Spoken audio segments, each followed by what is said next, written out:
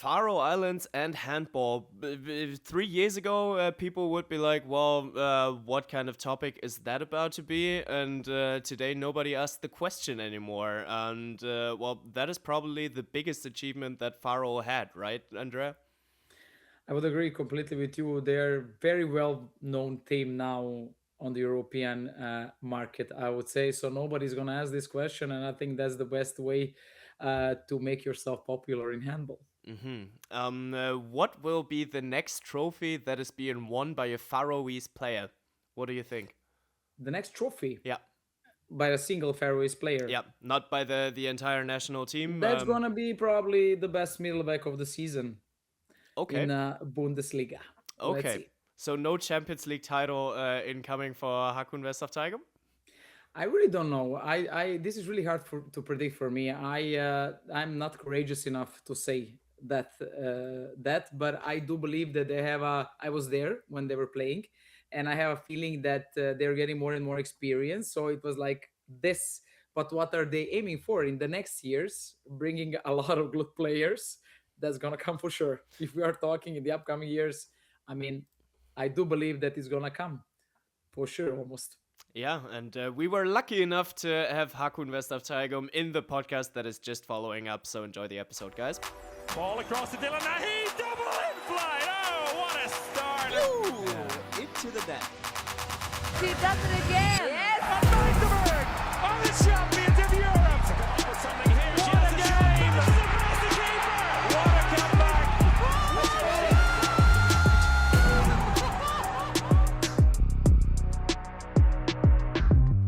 And then, ladies and gentlemen, it is time to talk handball again, and we are back from our, I was just about to say Euro break, but it wasn't a Euro break. We were here all throughout the Euro for you guys, and today we want to wrap up the Euro a little bit with the Faroe-tale that has been written throughout the Euro, and I mean, who better could it be on my side for that, other than the lady who knows how it is to win stuff when nobody expects you to. Andrea Lekić, how's it going? Yeah, very good. Thanks for the introduction. As always, you are a bit always special, let's say, trying to find the great words better and better every time. Really good. I mean, still I have feeling we saw each other yesterday after a Euro.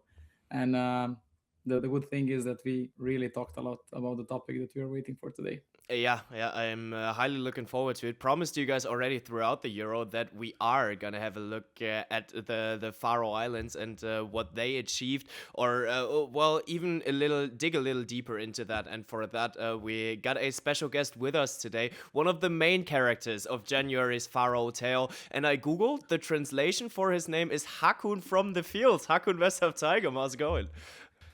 It's going great, thank you. Actually, can you translate your name like that?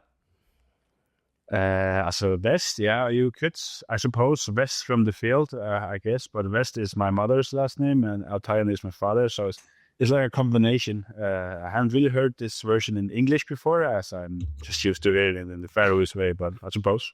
Yeah. You should be ready for this episode. You can expect unexpected from him, definitely. Likely. But actually, as we were watching the Euro, especially with your name, I realized that in all the official broadcasts, it only stated Hákun of Teigum and not West of Teigum again. Is there an explanation behind that? My guess is that it's sometimes too difficult to pronounce the Faroese player's last name, so they want to make it as short as possible. It's my guess. It can also be some difficulties with the length, but also the pronunciation. Yeah, okay, fair enough. I thought that might have some personal reasons there, but then all right, we know about that. Let's get to know you a little bit first. At first, I was preparing for the podcast a little bit, and the one thing that really stuck to my mind, I don't know anything about the Faroe Islands. I don't know how life is there. I don't know when it gets dark. So apart from handball, leave the handball just at the side for the minute. How is life in Faroe Islands? How is it growing up there? So obviously it's many would consider a really small society. I think it's around 55,000. But in population, but it's like any other society, just smaller. We still have normal roads. I've been asked that before. If we have normal roads, no highway though, but and shops and everything. So so everything is functioning in its own way, and completely normal. Maybe also far out compared to many other what they're used to in the big city life. We don't really. Our big city is only, I would suppose, 18,000 people. So it's not. I wouldn't consider it a large city, but for us it's more than we need. I was just about to say, so you probably don't even need a highway, right? No. As the longest we can drive is around 1 hour, anyways. So we managed just fine. Yeah. That's a beauty. That's a beauty, honestly. So Should we be always happy about that. Yeah, that's true. So we always joke about Martin Vilstrup that you can walk from one end of Denmark to the other one, but you can probably really do that in in the Faroe Islands, and especially during summer months. When does it go dark? So when do you actually? How long is the daylight? I'm not really sure, but I think in like July, sunset is set around 11 o'clock in the evening. Mm-hmm. And is set to rise again a couple hours later. But if you're out during the night, so if you're awake 4 or 5 o'clock, you will start to see some light again. But it never goes really fully dark, like for example here in Germany. So, but in winter it's really dark at 3 o'clock. So you don't see sun for many hours there. But on the other hand, in summer you have plenty of it. Then a vitamin D hits in summer, no? Yes, but it's not so you don't get a tan line sunbathing on the Faroes. That's I for wanted sure. to ask that one. You don't actually. So the sun isn't No. that strong. No, not at all. As I would say, on the good days we have maybe once or twice a year, 20, 22 degrees Celsius. So other than that is normal, 14, 15 degrees. And as long as there's wind, there's always cold. But if the wind isn't there, it's all right. Oh yeah, okay, interesting. Because I was wondering about the surroundings as well. Because when was the first time when you got in touch with a handball? So when was the first time that you actually tried out that sport? I think I must have been around 8 years old. Me and the guys from school were a lot of the athletes or school children do several sports at that time.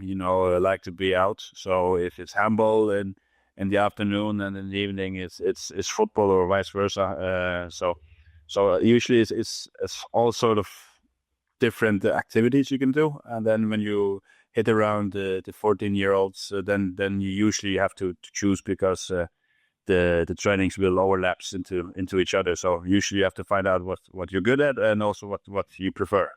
Did someone play handball? Sorry to interrupt you, in your family.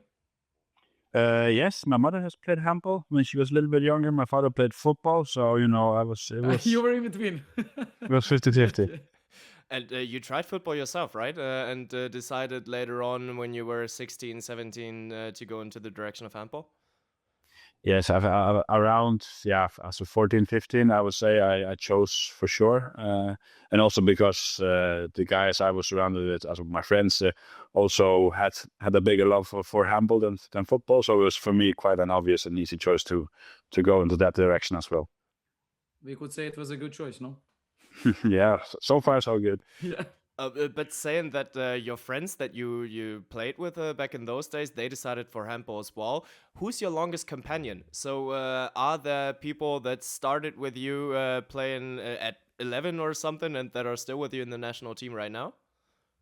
Yeah, the guy is born in 2002, so it would be me, two guys named Pauli, and Elias and Kiel. So I would say mainly those who are active on the national team. We have been both on the youth national team, but also playing for the same club at Home of Faroe Islands. For our youth. I mean, that does make it a little easier, I think, to grow up with handball and to organize your free time around it as well, because as we're looking into the Faroe Islands, you can always, there's that one story that people tend to talk about, that there's open sports halls for everyone. So maybe describe us a little bit about it, because, I'm from Germany here as well, and there's always like a war going on about those keys for the arenas, and then... Same here. In Serbia too? So yes, and in the Faroe Islands, it's always open and you can go in there, or how does it work, and how did you organize yourselves?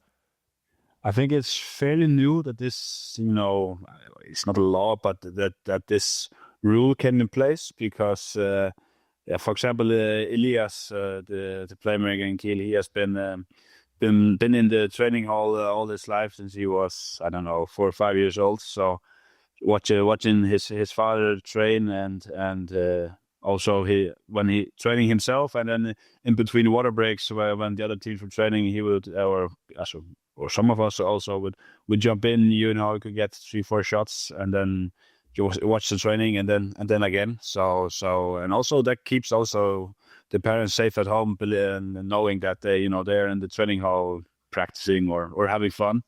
So it's a win-win, and I think it's also the children and the younger kids, young kids also fairly treat the halls also quite well. So there's also a rule if it's not taken care of, it will also close again. So.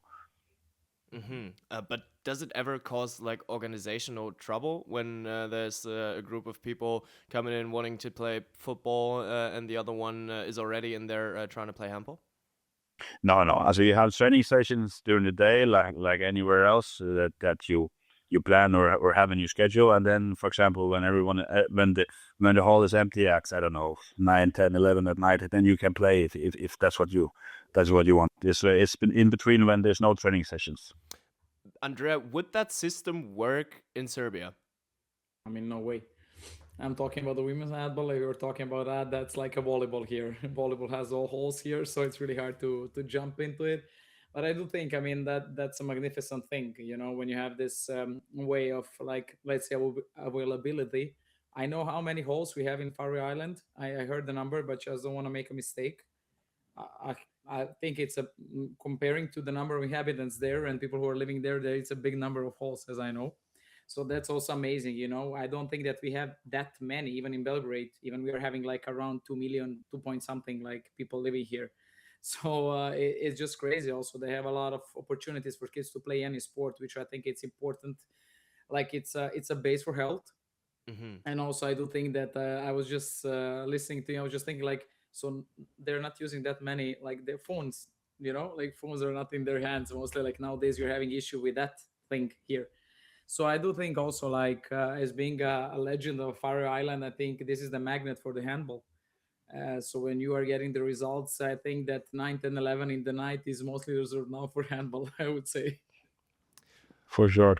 So the good availability of arenas, is that the main reason, or what do you think, Hákun? Why does it work in Faroe Islands but almost nowhere else in the world?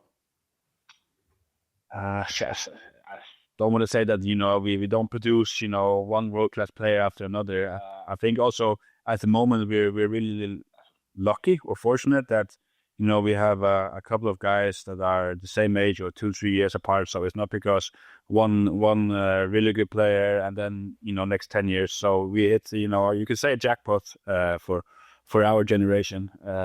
So in order so we can compete with some of the teams, not everyone of course, but with some of the other national teams. So also yes, but of course there's a system trying to develop youth as a players, both boys and girls, but it's I wouldn't say we are better than, for example, Georgia in Denmark, who arguably are the best at what they're doing. So I think also it's also a question about the good timing.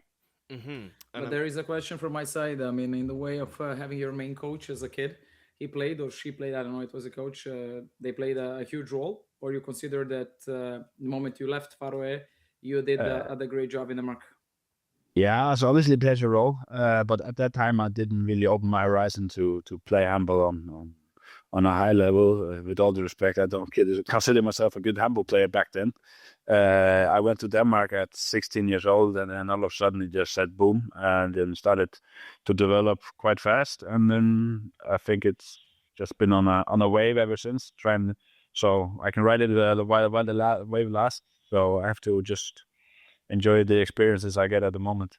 But that is a great topic because especially looking into the youth, I can only say it from articles there, but one can always read that tactics don't play such a major role in the education of a young handball player in Faroe Islands. So it's more deliberate play. Let the guys play. Let the guys find out. Let the guys find their way. Can you confirm that? So how did a training session look for you? Yeah, the main thing is obviously when you're the younger you are, the biggest factor is obviously to have fun, and then when you get a little bit older, you start to develop the tactical stuff. So sooner or later you have to do it, of course, but from a young age you have to try and enjoy it, and then also of course you have to try and let the players decide. You can't have a coach to tell the player what to do at all times, then they don't develop this sense of their own. So of course it has to be a good balance of coaching and also guiding. Mm-hmm. And well, how does that go along with well, now that you're playing in Berlin, the strict German tactical behavior, the strict German tactical approach? I think it has to be strict when you're at this level playing. You can't have fun all the time because there's pressure, there's expectations. So there's a lot on the line, of course, and our coach does a tremendous job at doing both, and also the players, of course. So obviously the higher level you play in, you have to be more tactical. That's obvious. And I mean, how much of that deliberate handball player, to call it like that, is still in you there that was raised in Faroe? I don't know. I'm only a wing player, so it's also I can't be that creative on the field. I have to stand and wait to get the ball. So for me, it's pretty hard to say. But you can see in some of the guys who plays for the Faroes in Ole and Ole Midtun and Elias Schibergodo. Are you a demanding wing player, or you're a player who is patiently waiting for a ball? Are you the one who calls a teammate and say, "Just give me the one"?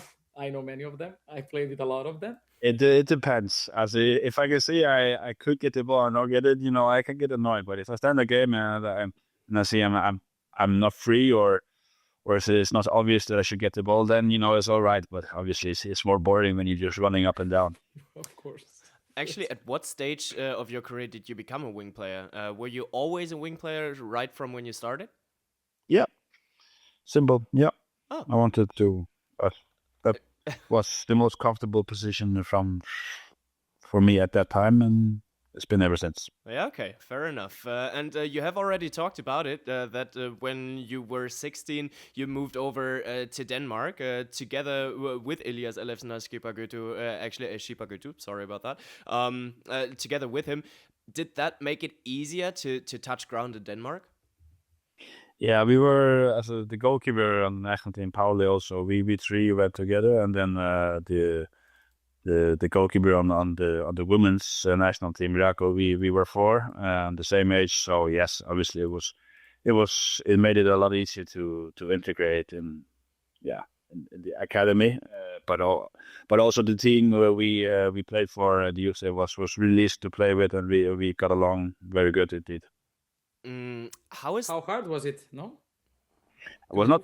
We spoke Danish, as everyone on Faroe speak Danish beforehand. So obviously it's a matter of how good or how bad, but everyone talks and understands it. So on the language side, it was no problem at all. It's mainly about if you're missing home, family, or not.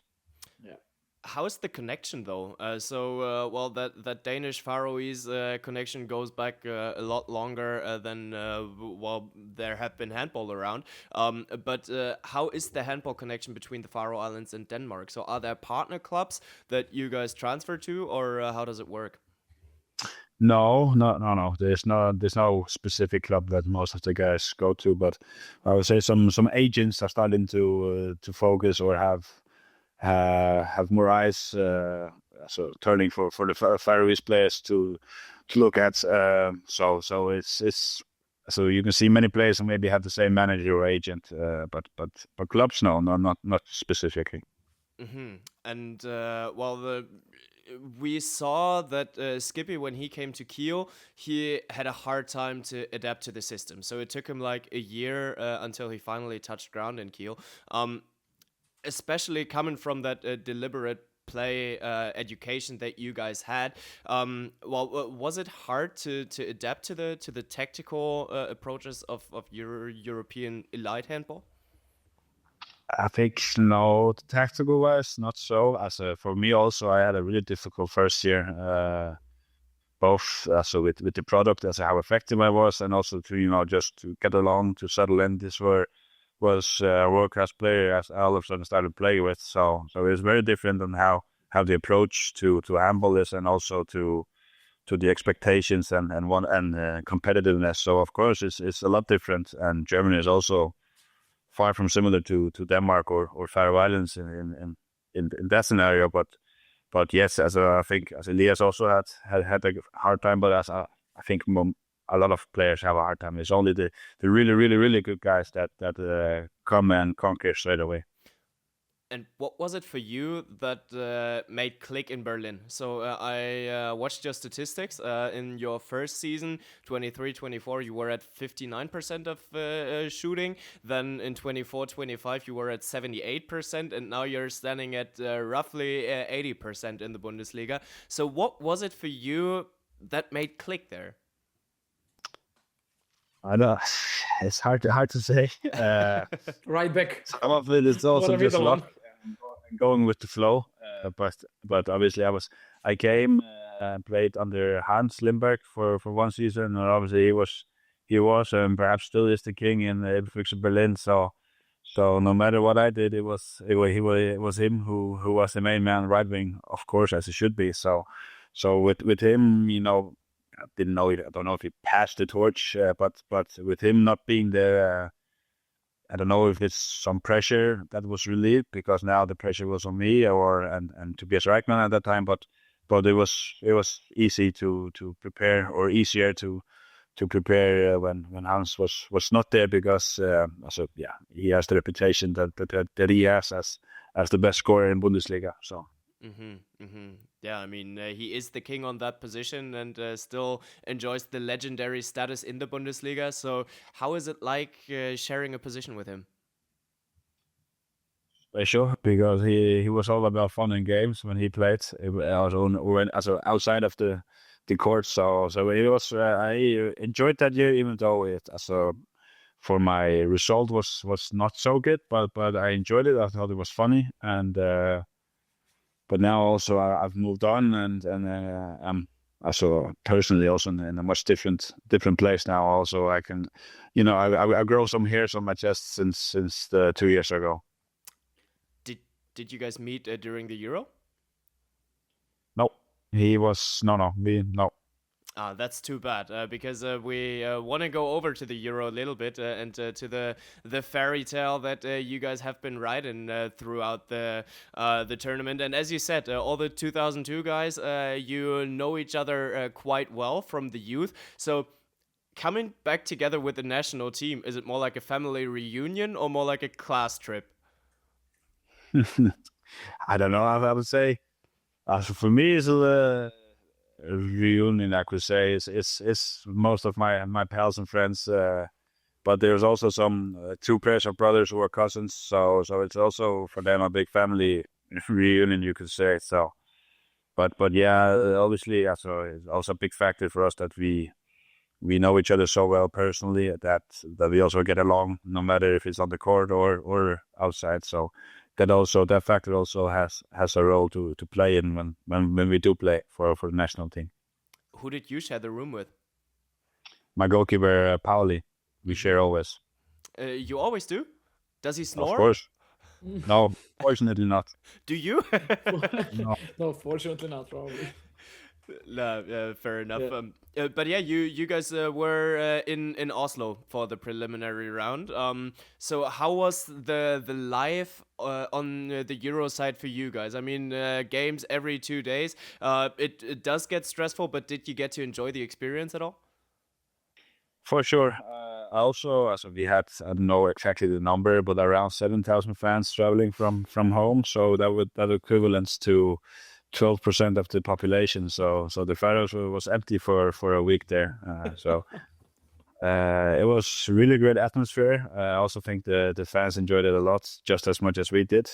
It was really, really fun, but also you could get a taste of how it is to play 3 games in what it is, 5 days or whatever it is. So, and I can't really imagine what the Danes, for example, who play the whole tournament every second day. So it's for us it was tough, but to play perhaps 9 games, that would be extreme.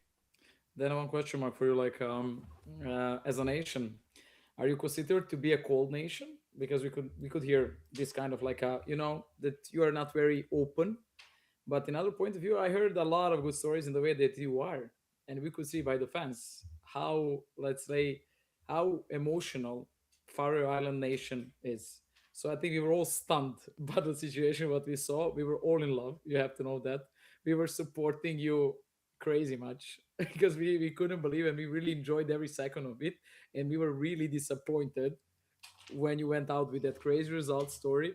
But still, for us, I mean, you were something. When you hear Faroe Island, you would think like a cold nation. You cannot approach them; they're not so open, and these kind of things. But then you guys, you came and you showed what it really means, like to live this emotion.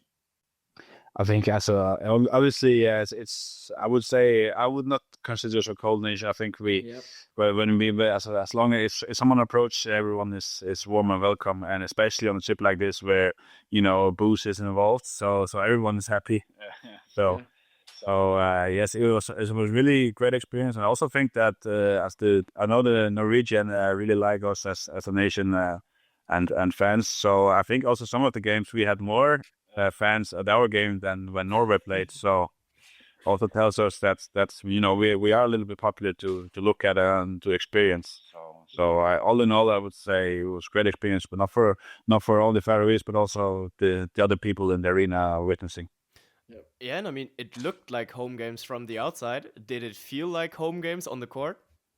Way more than that. It felt like you had the whole nation standing behind you. So you didn't really feel a difference that it was in Oslo. Let's look at the sporty perspective there a little bit, because the game against Montenegro was a massive one for you guys. And, well, as we have been almost non-stop talking about the Faroe Islands for the last 2 years in European handball, it almost didn't feel like it anymore that this was the first victory that Faroe Islands ever achieved at a Euro. So how did you experience that game? It was really fun. We also prepared a lot for this game, and we were lucky and unlucky that we only drew against Switzerland. But and then we felt like now we had to win because so 3 points is sometimes enough, but not usually. And Montenegro still has something to play for, and we played really organized. Especially we are known for our 7 against 6 play style, so it was really effective, and our defense also looked really good. And so in mid second half, I think Montenegro just found out that today was not their day, and obviously it does help when you have 7,000 people screaming and supporting you. Yeah, and I mean, a 37-24 standing there at the end, was it a little glimpse into the future of what we can expect from the Faroe Islands in the upcoming years? I think yes. Ole Midtun is also is getting a little bit older and more experience, and also the guys on my age, we are also getting more and more experience and wiser. The more you play, the better you become, and we also still physically not in our prime yet. So yeah, I hope so. That also depends on if any newcomers decides to join us who will take us by storm. Did you get to feel that in the third match that you had against Slovenia, that physically you're not on that level yet, just because it's, well, practically impossible to be on that level yet, and there's not the depth in the squad that you guys have? I mean, we've been talking about Slovenia a lot as well, that they have been facing some issues regarding injuries there. Still, one had the feeling that their squad was still a little deeper than that. So, well, is it just time that is missing to take the last step? Yeah, it's a little bit of mix of time and So yeah, Slovenia had, even though a lot of injuries, we're really lucky. It still had really good players who play in big clubs, and throughout the tournament they played really really well. So yes, that is a big step for us. In order for us to win at them at this point is to be really flawless in our game, and they perhaps they need to have a slightly worse day. So we have to still try and progress and develop in order to have a chance against on a regular basis against nations as Slovenia. So that definitely is still a step up or two, but we are working on it. And you can also see that the various players around the team start to play for bigger and bigger addresses than they have before. So it's not only about 2-3 players who play on top of levels, but the guys are coming up crawling. Mm-hmm. But do you maybe have a numbers of kids playing handball in Faroe Island? Is that known? Especially now, I think it's going to be a big one. I think it's about 2,000 to 4,000 people, also children included. Yeah. So how motivating is... I don't know if it's even that. Maybe 2,000, I think, around that. How motivating and how huge responsibility you guys are carrying now, in the way that you are motivating the nation and that you're creating a handball base in one way. Another way, you should chase the results, because we are all announcing Faroe Island as the team who is gonna bring us a great results in the future. I think there is nothing to compare with when you're playing for your nation and still being called as the nation who is really making huge steps towards. Yeah, I wouldn't call it pressure, because it doesn't really feel like pressure at home. And also I know that it's not us who only do it good as a performer. There's also a women's team also played really well in November. Very well, I would say. So they also did really well. So it's not only the men, it's also the women. So it's on both sides that is developing and evolving a lot and quite fast. So it is really popular. I think, I don't know if it's more popular than football. It's hard to beat football, but it's on the same level as at home, at least. I felt very well Faroe Island women's team playing against Serbia now in the last World Championship. So I do really know what you're talking about. Yeah, it's just crazy seeing both national teams getting so good in the last few years. And I do feel like, especially Montenegro is a nation that you guys love to beat. So in October 25, the football team beat Montenegro too. And then you guys followed along in January in handball. What is it about Montenegro for you?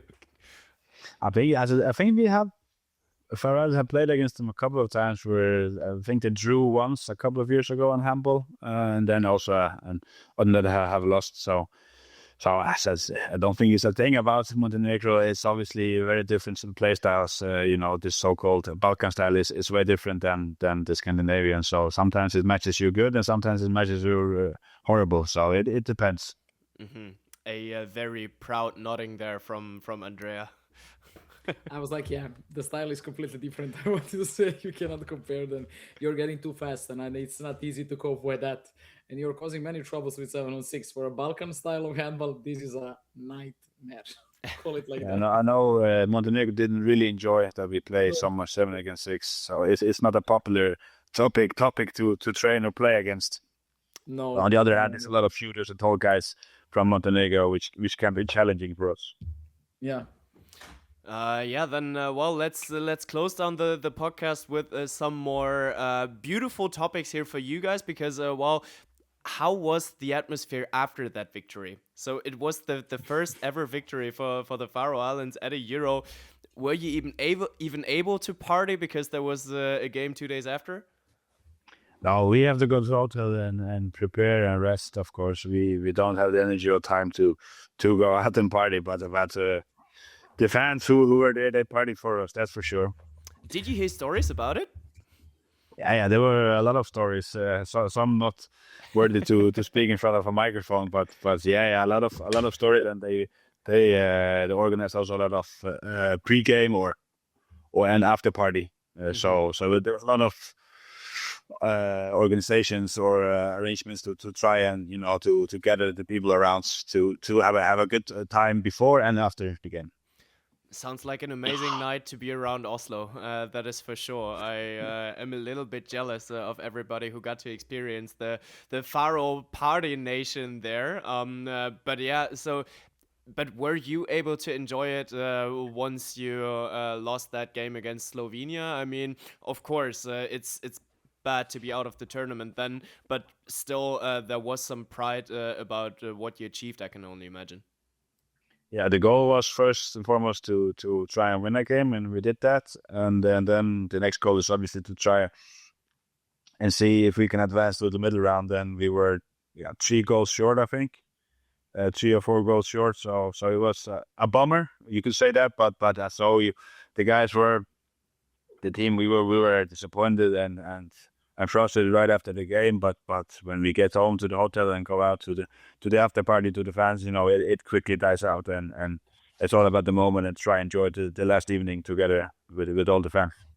If you want to put it like that, basically only 1 goal against Switzerland. So if you would have scored that one, or if you would have won that one against Switzerland, the journey might have continued. But yeah, that is for the future to be written. And I mean, it is good to still have the next goals right ahead of you. But were you still partying after you guys exited the tournament? Yes, we were. I mean, of course, it would be really sad that you didn't, honestly. So that's the thing. And I wanted to ask you how the life looks like on the Faroe Island when you're a handball player, like a famous one. It's not about like anywhere else. It's not because so you're a known person, but it's not because you can't walk around in the streets. So that's the best part about not being considered as a so-called celebrity, if you can say that. So it's a young kid can come up and ask for a selfie or something, but other than that, it's completely normal private life, which everyone on the team That's nice. likes and enjoys. I was just wondering, so you don't miss that celebrity status? No, not at all. I haven't tried it, and I'm definitely not a celebrity here in Berlin, that's for sure. So I really enjoy it. I'm not about that lifestyle. I just want to enjoy play handball and be a private person. But I mean, for us, you are. We are not allowing you right now to be that. Yeah, I'm sorry, but for us, you are the celebrity and the superstar that has been writing a major story this January. One final question for you: what can other nations learn from Faroe Islands? 7 against 6, I would say. It's a lot of discussed topic. Some nation don't approve. Some think it's like killing handball, and some people, some nations like us, we really enjoy it because it's a totally different tactical aspect there. I think it's way more. It's a really tactical in attack to organize 7 against 6 because you have an empty goal, so you have to also take care of which kind of shots you produce because it has a consequence if you're not effective. So it's difficult to really master. We still haven't mastered it. I think no one has, but it can still develop. And I'm voting for 7 against 6. I know a lot of nations don't like it, but I enjoy it. One more question: your goals for this season? Personal goals. So I'm talking also about the fields where can you improve the most since you're a very young player. So just try and make best of the small details. If it's some minor shots that you didn't think was effective enough from the wing, but also some actions in defense. So personal stuff is like small details, and then it's just to try and first of all qualify for Champions League with Fix Berlin and hopefully also Final Four. Nice. All right, we do wish you the best of luck with that, and say a massive thank you. So very, very interesting insights here into the Faroese culture and into your guys' mindset. Great to get to know you, and best of luck for the season and your goals. We wish all Thank the you. best. Hey, you too. Thank you. Yeah, so 7 versus 6 as the one thing they can learn from Faroe Islands. but I was more aiming into the direction non-handball wise. So that question over to you: what can we learn from Faroe Islands?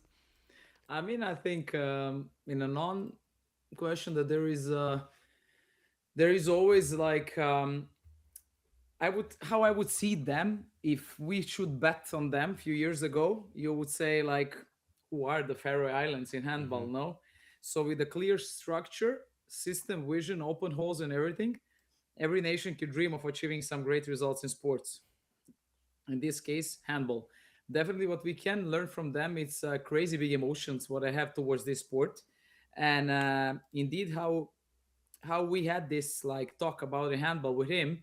It looks like they're just having fun. I don't feel any pressure when he talks about handball. It looks like it's a great family thing there on Faroe Island, having just fun and being super happy that they're able to make a nation happy. Yeah, and I wasn't even surprised when he said, "Well, it's not about being a superstar in Faroe Islands because, well, you do go along the streets and everybody knows you, but they know you since you were that little. So they know you ever since you've been walking because, well, it's 55,000 people. So Andrea, where were you growing up actually? In like a community of 50, like 55,000 people. I'm joking. I'm living in Belgrade. I'm from Belgrade.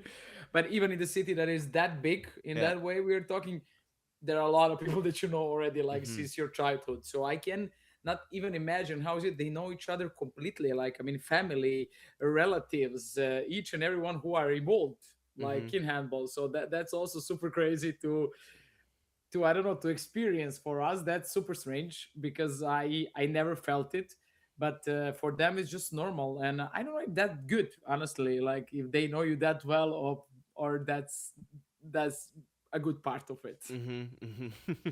Yeah, true that. I But do believe that he enjoys in Berlin. We didn't ask him this, but I do believe that he enjoys the life in a big city where no one knows him. that's a good one actually. Yeah, it's too bad that we haven't asked him that. Especially the big city life. Assume. So almost 4 million people living in Berlin, and that compared to a 55,000 people community. Yeah, well, but anyway. But as you have been saying, for you in Serbia and Belgrade, it's almost the same with the arenas that you really need to fight for your times in the playing halls.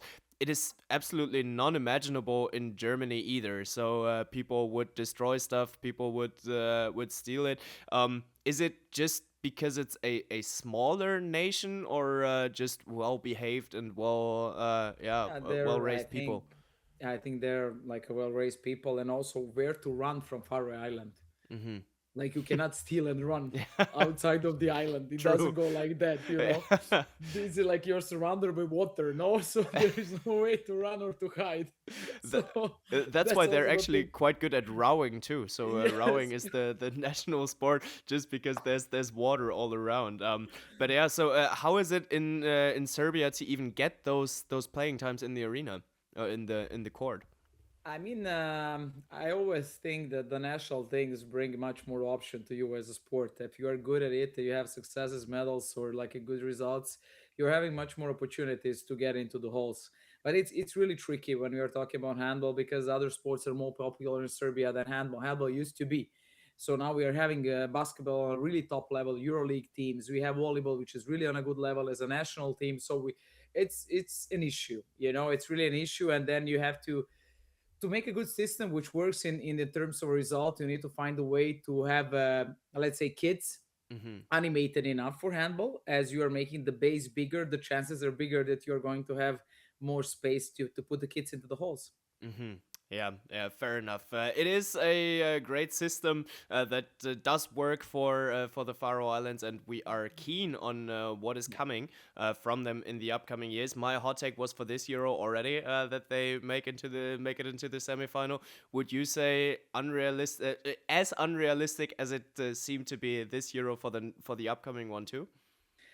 I don't think. I really think that for the next like semis are maybe a really big bite for them. I would call it like that. But I do think that they are going to be ready to proceed to the main group. That's like main round. This I'm sure somehow, and I think they were close to do it this time. But I do really love them, as you said, and we were all like a huge fans, if I could say, of Faroe Island. But I would not be surprised in the next 2 years we are gonna get some new players stepping up in their national teams that we didn't know that they exist at all. So it looks like that every championship or every qualification matches they're bringing some new players which are like showing us great skills. So for me, I think they're just gonna be better and better. Most likely. I mean, as he's been talking about it too, that there are people coming after too, and especially what you said during the podcast or during the interview with the inspiration that they have throughout the nation. How was it for you when you were having your glorious year in 2013? Did you feel the pressure rising on you? I'm not exaggerating now, but playing the championship in your home country, there is no bigger pressure than this one. I think because even the ones who are not following the handball until yesterday, they started following handball because it's your own country. So this is like you don't have an option to fail, basically like that. So that's why it's very hard. Even though he says there is no pressure, as we talked with him, the pressure is gonna rise for sure because you are making some results. So everyone is expecting from you that in the nearest future you're gonna be better than you were. So I think pressure is rising for them for sure because I mean expectations are rising, but that's also beautiful. That's why I say I think it's very motivating to jump over the results that you had. So we're gonna see if the pressure word is gonna be still unknown for them in the upcoming years. Yeah, I'm interested in that because as he has been talking about it, there wasn't too much pressure coming from Faroe Islands, and I can imagine that they are very happy with what they achieved. But yeah, of course, they set the standard, they set the tone, and they showed the world what they are capable of, and we are keen to see more of them. And yeah, with that, I would close it for today. So Andrea, thank you for your time. It was a pleasure to share it with you, and thank you guys for tuning in. So see you guys the next time when it's time to talk handball again. Thank you. Ball across to Dylan Nahi, double in flight. Oh, what a start. Ooh, into the net. She does it again. Yes. Van Dijvenberg on the shot.